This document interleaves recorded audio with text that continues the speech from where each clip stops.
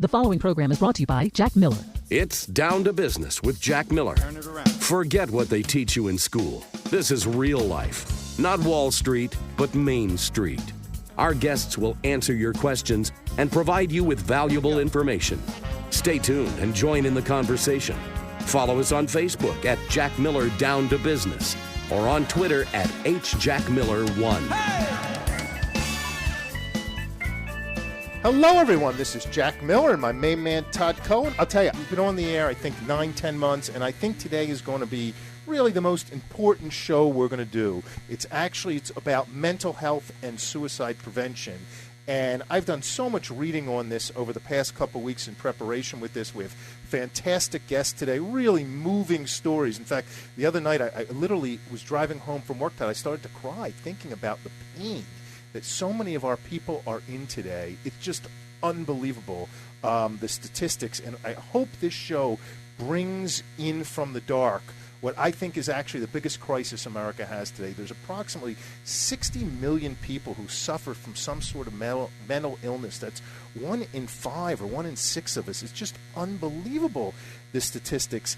I think it's every 11 seconds somebody is trying to commit suicide. Thank God most of them fail, but the statistics are just mind-boggling. Mind-boggling. You know, again, just to quote a few of the quote, and I hate to, we got to reverse the trend. 22 veterans a day are going to take their lives. These are our best and brightest men and women who come back from combat situations. We need to do more about it. And nobody, it seems, on the national front is talking about this issue. You know, again, I give Trump respect. He talks about the veterans. He raised $5-6 million for the veterans. But really, you don't hear about the mental health issues. And you know what's even more upsetting? It got me. If 22 people a day are doing it, how many people are so depressed that they're thinking about it, that their lives are just traumatized by it? Way too many is really the answer. And by the way, for the populace that doesn't ever contemplate it, and there are people, fortunately I'm one of those people, but for those people, it's really hard to wrap your arms around the idea that there are people out there, and many people, who think about this, who have thought about it once, who think about it often, and who actually would do it or try to do it. It's that is really tough to accept. Why, how, people could do that. People could do that when they have children. People could do that when they don't have children. Everyone is a child. How you could do that to your parents who are still alive, and parents lose children. But we just can't possibly understand the pain that those people endure on a constant basis. And it is a crisis. I agree with that word. It is, and hopefully it seems that people are scared to talk about it. I'm 53, so at my age group, the guys go out and what do we talk about? Our prostates and all our other fun stuff. But, nobody is talking about mental illness and, schizophrenia, bipolar, depression. It's plaguing the country in epidemic forms. And I haven't heard it on one debate, one town hall. I'm not saying it wasn't talked about in passing, but it's epidemic. And just another statistic I found startling. Between the age groups of 15 and 34, it's the second leading cause of death. It's insane. In between 15 and 34. It's people with their whole lives ahead of them. I mean, it's incredible. Almost across the board when you look at the statistics. And by the way, I just Googled this. I would encourage everyone to read up on it. You could Google it. By far, suicide takes more lives than homicide. And it's not only the people who complete the act. It's what about how depressed they are and how stressed out they are and how it affects so many other people. It's just mind-boggling. Again, my age group, 45 to 54, it's the 5th leading cause of death across the country. It's the 10th leading cause of death. So again, I'm not saying we shouldn't raise money for cancer and and for heart disease and all those things, diabetes. They're all good causes. No, mental health and the challenges therein are huge. And for years and years and years, they were completely overlooked. They were completely not talked about. I think people felt a sense of shame. People were embarrassed. And we're starting to bring those out to the forefront now, especially with all the mass shootings in our country. Mental health has been talked about a lot more because of that. And then also in the NFL, they have this CTE, this chronic traumatic encephaly, or whatever it is, where they just take poundings day in and day out to their brain and basically get physically, it basically affects the chemical balance of their brains, and they become, they have mental health issues rooting from those constant traumas. So, I mean, that's why we talk about it in our country. Mass shootings and the NFL. Yeah. But it's so much more than just that, and we don't talk about it enough, and more needs to be done. We need to bring this issue in from the dark. And it's also amazing, just another statistic I was amazed by, that Florida is one of the, the highest rank, one of the highest ranked states for suicide. And it's funny, I would think that New Yorkers, because they all seem so stressed out, New York is the second lowest. Well, you know that there's a huge correlation between gun laws. This study has been done in many different circles in the community, and the NRA tries to quash the findings of this constantly, but there is a huge correlation between states who have very tough gun laws and lower suicide rates, at least successful rates, because to succeed in the act is very different from trying the act. Yeah. There are pretty much universally the same number of people per capita that attempt suicide throughout. But the people who succeed in great numbers in very lenient gun law states. These are very complicated issues. I certainly don't know them all. We have 3 fantastic guests today. We have to take a commercial break in like 30 seconds, and we're going to be back with the lady by the name of Kay Warren. Her and her husband, Rick Warren, are evangelists in the Saddle. They have the Saddleback Church. Out in California. Out in California, one of the mega churches, and they're really heroes of mine. Even though I don't follow their religion, they tragically lost a son, and we're going to have a very, very deep and personal interview with Kay right after this break, and I think it'll be fantastic. And she's really devoted her whole life to mental health and suicide prevention, and she does a fantastic job. So we're going to take a break. We'll be back in 2.5 minutes with Kay Warren. Don't turn that dial. We will be right back. Here we go. Are you tired of dealing with unreliable banks and brokers who charge upfront fees and never deliver on their promises? You don't have to. Gelt Financial Corporation has been in business since 1989 and offers a stated income loan program for non-owner-occupied residential and commercial real estate investors. No tax returns required. What are you waiting for? Call Gelt Financial right now at 561-221-0900. Again, that's 561-221-0900. 561-221-0900. Did you invest in a non-liquid real estate partnership? Do you want and need liquidity? There's finally an answer. Quick Liquidity is a direct buyer of real estate minority interest and tenants in common investments across the country. To find out if we would buy your non-liquid investment, call us at 561-221-0881 or visit us at quickliquidity.com. That's quickliquidity.com. If you're buying, selling, or investing in real estate, call attorney Dan Kaskow, 561-237-6822. Mr. Kaskow is board certified by the Florida Bar as an expert in real estate law. He's been practicing law for more than 20 years and is a partner in the law firm of Sachs Kaplan with offices in Boca Raton and Tallahassee. Dan Kaskow handles real estate, corporate, condominium, and homeowner association matters throughout Florida. From residential purchases and sales, bulk buying and selling of condominium units, to purchases and sales of commercial properties. Contact attorney Dan Kaskow at 561-237-6822 for your real estate, corporate, and community association legal needs. Attorney Dan Kaskow, 561-237-6822. Non-attorney spokesperson for attorney Dan Kaskow. 880 The Biz, where money talks. Welcome back to It's Down to Business with Jack Miller. Follow us on Facebook at Jack Miller Down to Business or on Twitter at HJackMiller1. Hello, everyone. This is Jack Miller and my main man, Todd Cohen. Todd, we are blessed to have with us Kay Warren. Kay has been an outstanding, sadly, an outstanding spokeswoman for mental health issues and I don't want to say suicide prevention. I don't even know what the right word. She had a son who tragically took his life, and I want to get Kay on the phone and talk to us, educate us about mental health, and hopefully we can help some people because it is just a tragedy what's going on, and I think it's stigmatized, and hopefully we'll help bring it out of the closet a little bit so people can talk about it and maybe get some treatment. Mrs. Warren, are you with us? I am, and I would love it if you called me Kay. Kay, thank you very much. I really appreciate it.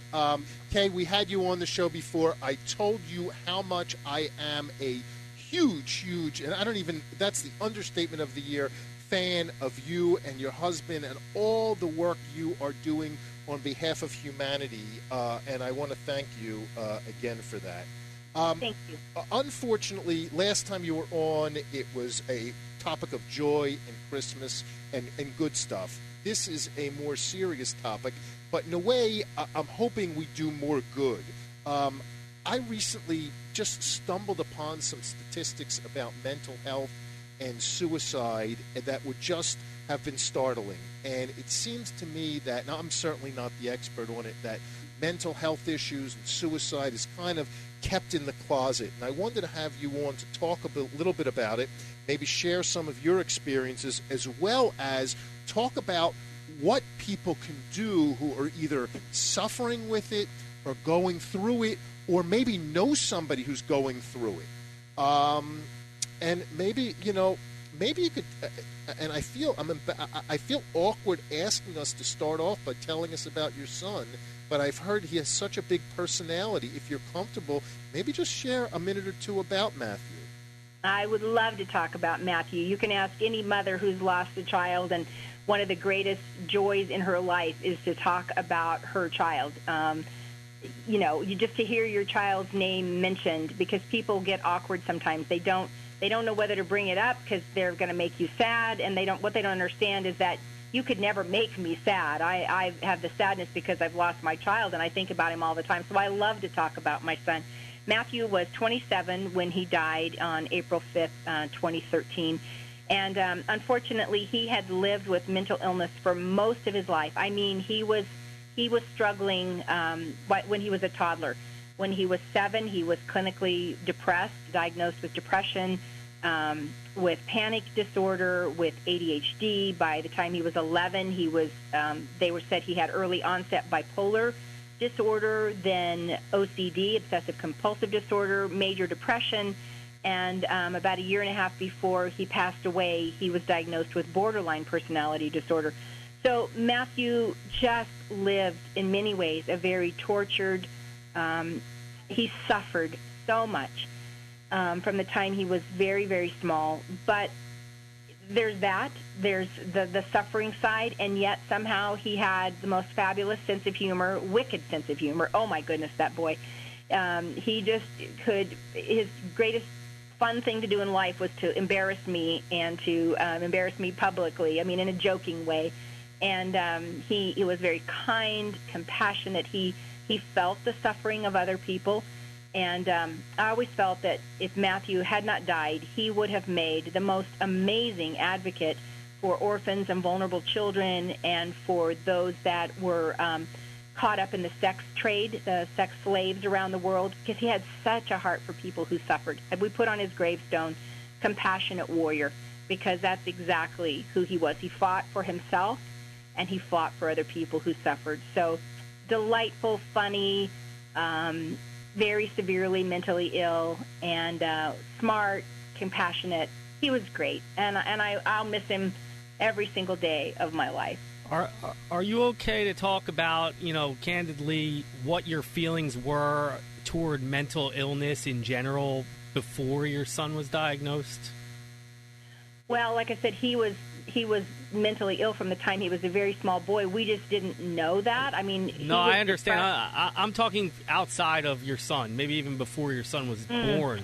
What your general? I think that I've always had a pretty deep heart for people who live with mental illness since I've lived with low levels of depression my entire life. I didn't even know what it was called when I was a teenager. I just knew that there were days where I didn't want to talk to anybody and I wanted to just stay in my room and play sad songs. I didn't even know depression as a word or diagnosis, but having lived with it my life, and Rick has lived with anxiety and some panic issues from the time he was a young teenager. So we both had lived with that.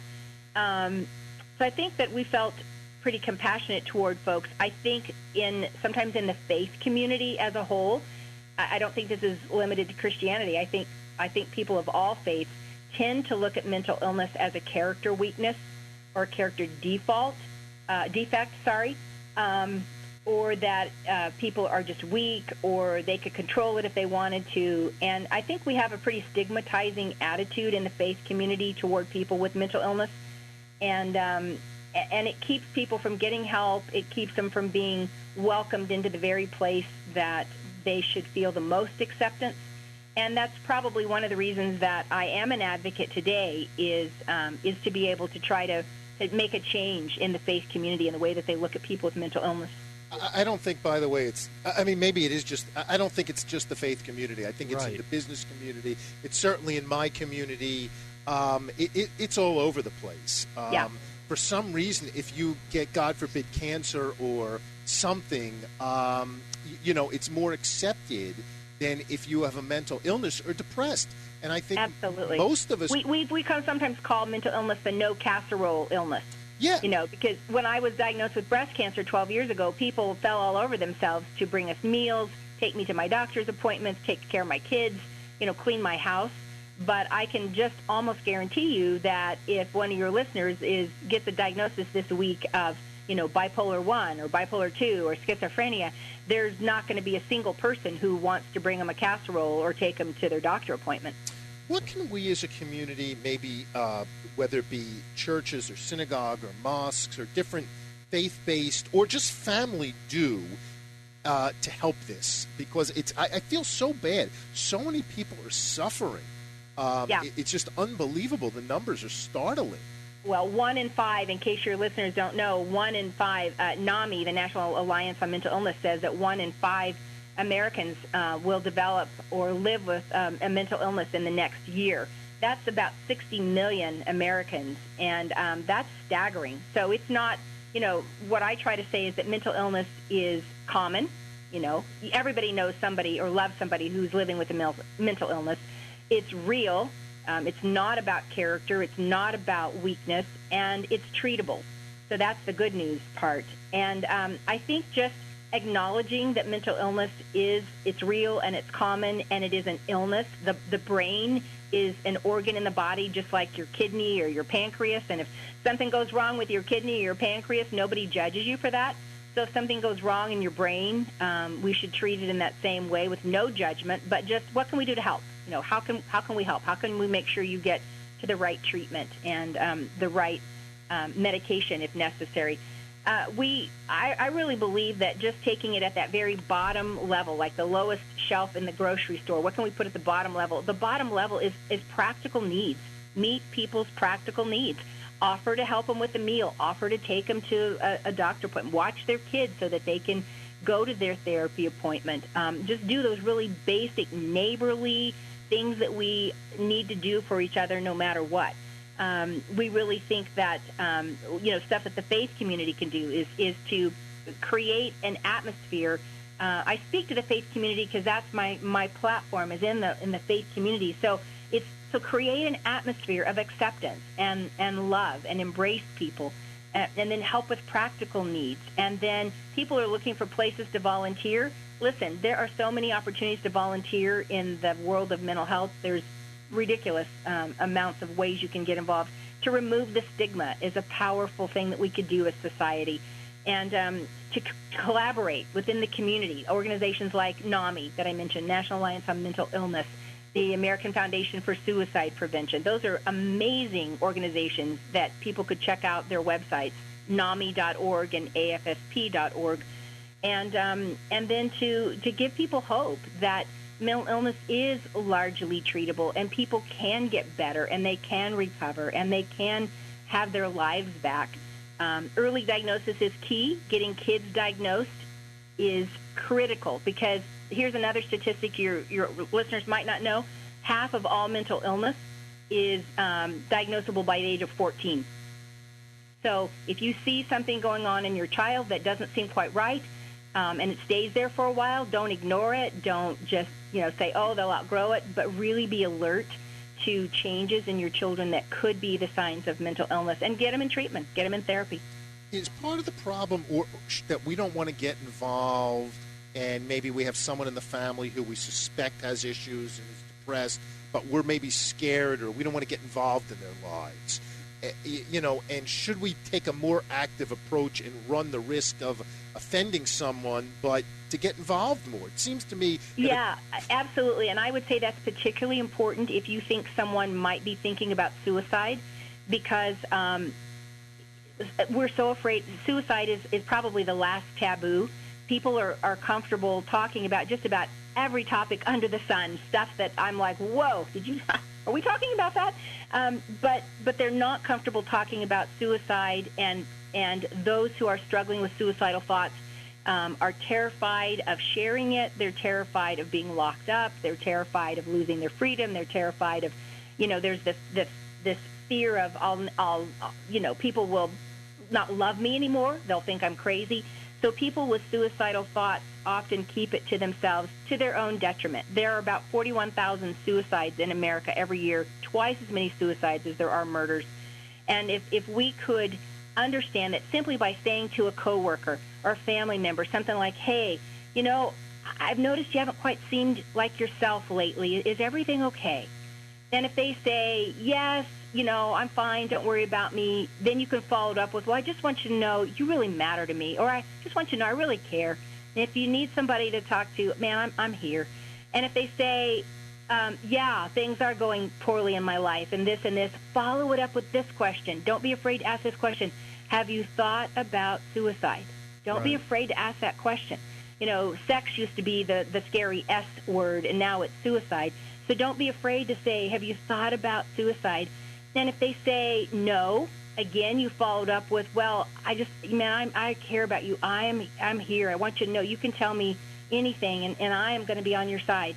And then if they say yes, then you help them so that they stay safe. If that means going with them to the emergency room, or staying in the room while they call their doctor, or something, don't be afraid. You could literally save somebody's life by just showing them that you care, that you've noticed something's different about them, and that you are there as an ally, and you will do everything you know to do to help keep them safe. It could save somebody's life. Right. I think in terms of society and humanity in general, our biggest fears in life are the unknown, or things we don't really understand, and that has been true since the beginning of time. That's where religion comes from, and that's where so many of our problems come from. The average person has no idea what mental illness is, what it's all about, how to act around people with it, what to do if they suspect it, what to look for if they suspect it. And the truth is, we don't really understand the brain that well and the depths of the human mind. So how do people get educated? I always think this, we need better education, I think, as a platform in this country. I think, and furthermore, I think mental health has been woefully undertaken care of by the government, insurance, and there's a stigma to it, Todd. Look, I'm a 53-year-old man. Men, maybe women too. We don't want to say we're weak. Right. It's a weakness. We're scared. There's the pressure to keep up with the Joneses. And a lot of that is because there have been societal stigmas through time. Well, that's why we're doing this show. For people showing signs of mental instability. I mean, they've been locked away. They've been put in straitjackets. But yet, some of our greatest leaders, Churchill, Lincoln, some of the greatest business leaders have had mental illness. Right. Absolutely. Well, two things I would say. One, and I totally agree with you about education, woefully inadequate. The two things I want to say is that The NAMI.org that I mentioned, a great source of information, very easily accessible. Almost any question you could ask about what is mental illness, what is depression, what's anxiety, how do I know when to get help, where do you go, what can my family do? Great website at NAMI.org. And then so there's that problem of stigma and not knowing what to do. But when you talk about on the systemic level, from the society level, and you were referencing, the lack of good care and how we treat people with mental illness. A good book for your audience to read, easy to read, but boy, is it powerful, kicked me in the gut and the butt, is American Psychosis by E. Fuller Torrey. And that is a book that whenever you hear people say, hey, you know what, the mental health system in America is broken, and I could have told you it was broken, but I couldn't have told you why.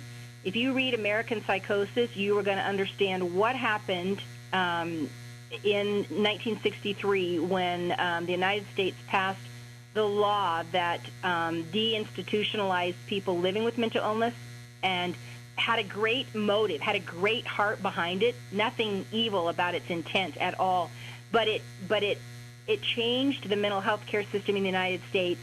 And instead of funding health care at the community level, which was its intent, it removed people from care and then provided nothing for them to go to. And that's why over these decades since then, that's why there are more mentally ill people in jail than in anywhere else. In Los Angeles, where I live, the number one provider of mental health care is the Los Angeles County Jail. That's why the jails in every large city, are the number one provider of mental health care. But so what happened in 1963, as those dominoes have fallen, have affected where we are with people in jail, where people are, there aren't enough beds, there aren't enough psychiatrists, there aren't enough psychologists.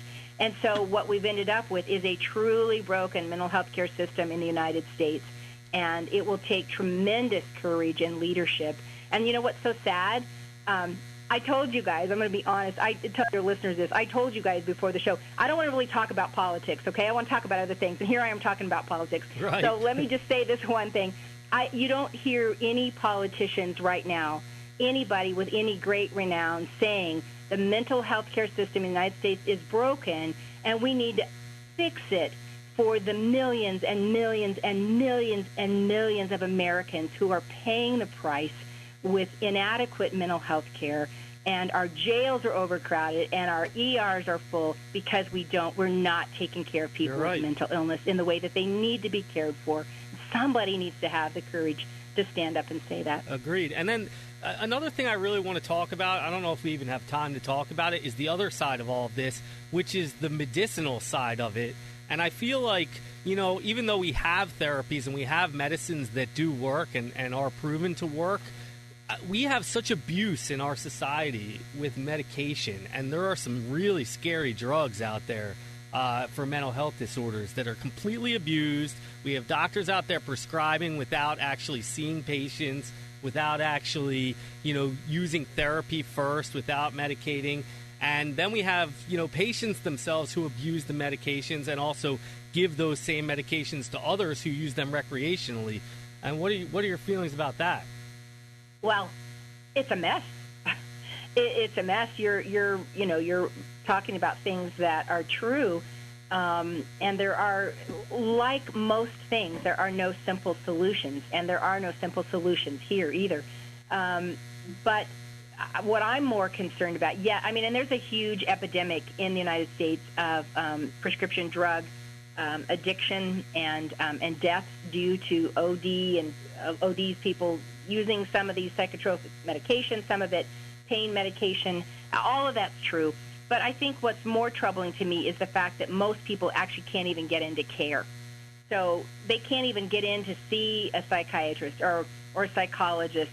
There are rural counties, in the United States where there is no mental health professional. So far from misusing the drugs, they can't even get in to see a professional to get a diagnosis and to get the care and the treatment. So to me, I'm more concerned about that end of things. Not that the other doesn't happen or that it's not important, but I think that we can help so many people just by making treatment, paying for treatment, helping Medicaid pay for people's treatment. Right. The way that they do the way that they would treat their kidney disease, it should be at that same level of parity. Huge untalked about problem in America. Well, Kay Warren, I don't even know how to thank you. You are just simply the best. And I just want to thank you for coming on the show, sharing your experiences with our listeners. Hopefully, we will. If we touch one person today and change one person's life, it could be why we're here. Right. So, I would love to just tell your listeners, anybody who is struggling with depression or anxiety or suicidal thoughts, please know you are not alone, and there is always hope. Please don't let your feelings right now, your temporary feelings, cause you to do something permanent. These feelings pass. They may come again, but they pass. And please reach out to a suicide hotline or to a friend. 800-273-TALK. There's always hope. Please hold on. Thank you, Kay. We appreciate you being with us. Everyone check Kay Warren out at kwarren.com, and also go to Saddleback Church. They offer fantastic stuff. One more website. Yeah, yes. Hope4mentalhealth.com. Hope, and then the number 4mentalhealth.com. It is full of our last conference, all the messages. It's got resources. It's got the videos of the people talking, speaking at our conference. It's a great resource. Thank you, Kay. Thank you so much for being with us. I appreciate it, Kay. Thank you. Thank you. We'll be back in a minute, everyone. Thank you very much.